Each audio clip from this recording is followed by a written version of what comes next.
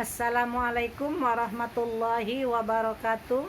Allahumma sholli ala sayyidina Muhammad wa ala ali sayyidina Muhammad.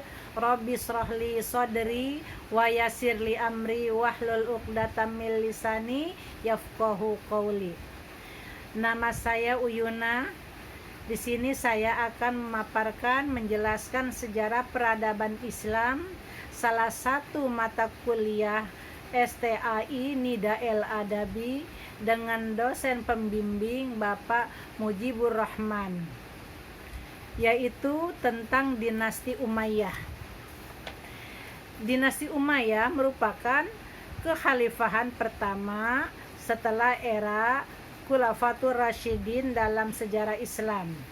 Namun ini diambil dari Umayyah bin Asyam atau Muawiyah bin Abu Sofyan alias Muawiyah I, salah seorang sahabat Nabi Muhammad SAW, lalu menjadi khalifah yang memimpin pada tahun 661 sampai 680 Masehi.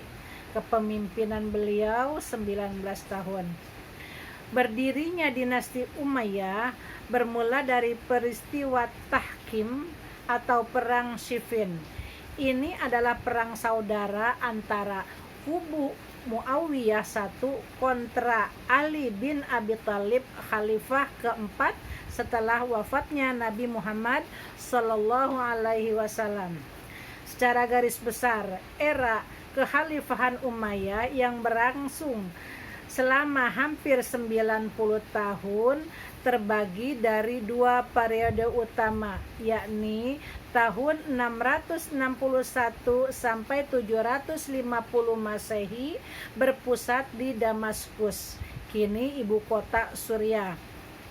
Kemudian periode kedua tahun 756 sampai tahun 1031 Masehi di Cordoba, seiring berkuasanya kekuatan muslim di Spanyol Andalusia. Kejayaan dinasti Umayyah mulai menurun ketika kelompok yang tidak puas terhadap pemerintahan mulai muncul. Bani Abbasiyah memimpin upaya perlawanan ini dan akhirnya melemahkan kekuasaan Bani Umayyah. Pertengahan abad ke-6 menjadi masa-masa krusial kekhalifahan Umayyah. Pada periode ini, Umayyah mulai mengalami kekalahan dari pasukan Abbasiyah hingga akhirnya pada tahun 750 Masehi, Damaskus berhasil direbut oleh Abbasiyah yang praktis membuat pemerintahan Umayyah jatuh.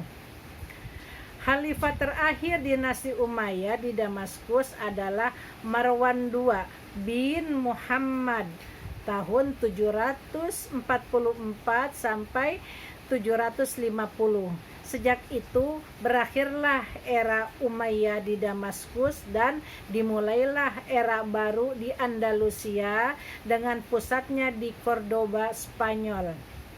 Pemerintahan kekhalifahan Umayyah di Cordoba berlangsung cukup lama, namun keruntuhan mulai terlihat pada perjalanan awal abad ke-9. Muncul intrik-intrik dan pergolakan di kalangan itu sendiri.